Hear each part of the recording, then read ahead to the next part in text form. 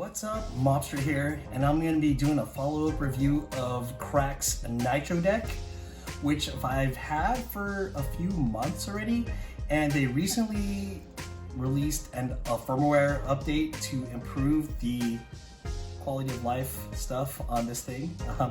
For instance, you could now control the rumble levels on each side of the Nitro deck, which it was very convenient because when I was playing a couple games on it, the rumble sensation was like super strong, but now I'd rather have it off or to some low setting, but you could do it on each side, which was a good feature right there.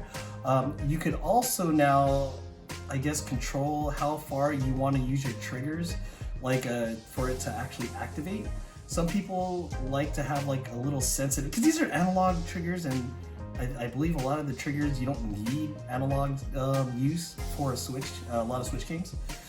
You could actually pull it to as far as you want for it to work, from the least to the longest pull, which also is another quality of life feature which some people will appreciate. I like to keep mine default just because I'm already used to it. And another feature is the dead zones, control of the dead zones on the thumbsticks.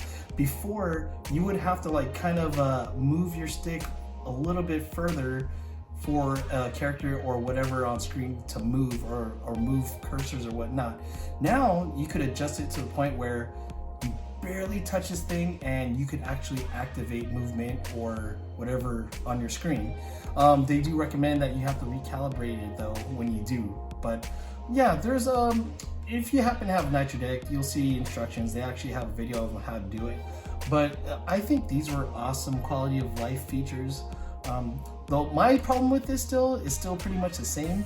After long usage, if you're playing like first-person shooter games, as you can see, the stick is right below your action buttons, but it's not like offset like most controllers are. After a while, your hand is gonna cramp. So yeah, I mean, this is good for the short term, but I mean, yeah, they did fix the sticks, dead space and stuff, but I don't know how many FPS games you're gonna be playing with this unless you're like hardcore Fortnite or whatnot, or Overwatch. But yeah, my views on the Nitro deck, I still like this thing just because I do like the nostalgia aesthetic to it. Yeah, GameCube controllers, you can see. I grew up on a GameCube, and I don't know. I just like collecting things like this. I do use grips though on my OLED. As you can tell, this is my regular Switch, non-OLED, just because I was worried of the fact that, you know, you take this out a lot of times, or I don't know, some people were complaining that you may scratch the back of your Switch. That's why I don't use my OLED. I'm kind of just careful with that, so I just use my, you know, generation. I think this is generation 2. It's not, I do have an original Switch, but this is the one with the better battery life. But I'm just worried about damaging the back of my OLED, which is those Zelda Tears of the Kingdom Special Edition ones. But for what it is, I do like taking this around just because I like to show it off. People are like, "What is this?" And I say, "Yeah, this is it's a Switch," and people don't believe me. But as you can see, I have finger marks on it from pulling it. That's another issue with it. I always have an extra cloth in the bag for me, or the case, to wipe it down. But I still like this thing, even though it's like I use it for smaller games, smaller indie games, which just require the D-pad and the action buttons. Nothing to use both sticks, even though it is improved. But yeah, other than that, it's still a good purchase. It might not be for everyone.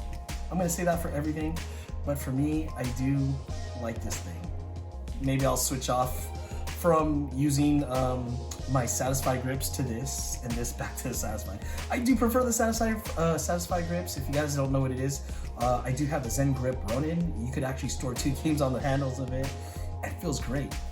A lot better than this in the long run, you know, playing like, you know, if you have like a long session or whatnot. But yeah, this is still, I believe, $90. What? It's 36% off now. We have it here. Oh, okay, $69.99. I originally got this for a cheaper. Did I get the case? I did get the case. My bad. It's been getting cheaper and cheaper every time. I got this, I think, $80, $90 when this first came out a couple months ago. Now they have all kinds of versions of it.